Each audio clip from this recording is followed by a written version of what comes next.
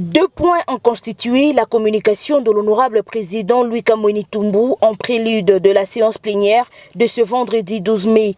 Le premier a porté sur la manifestation qui a eu lieu le 24 avril dernier à Kinshasa, liée à la sortie officielle de la plateforme électorale de l'Union sacrée, et le second sur la revendication des chefs coutumiers du territoire de Muchacha à propos de l'extension de la ville de Kolwezi.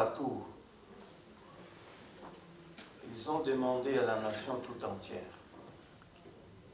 y compris nos frères et sœurs congolais qui sont dans l'opposition, que quelles que soient nos divergences, nous devons regarder pour le moment dans la même direction pour lutter d'abord contre l'ennemi.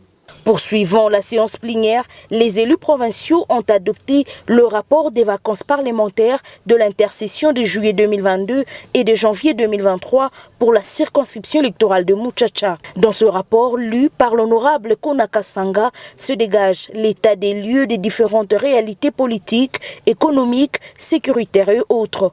Le caucus des élus provinciaux du territoire de Muchacha ont porté les revendications de leurs électeurs, tout en faisant des recommandations fermes.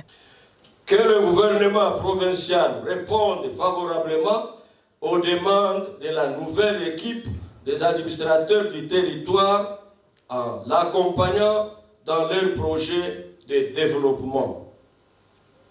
Que le gouvernement provincial s'implique sérieusement pour que la demande d'installation d'antennes de communication sollicitées depuis trop longtemps au niveau du village Kazovu trouve solution. Que le gouvernement provincial s'attelle vigoureusement à éradiquer le banditisme à main armée dans le quartier périurbain du territoire. Que le gouvernement provincial poursuive les plaidoyers avec le gouvernement national pour la continuité des travaux d'asphaltage de la RN 39 jusqu'au chef-lieu du territoire de Muchacha. C'est en toute sérénité que cette séance plénière a été clôturée.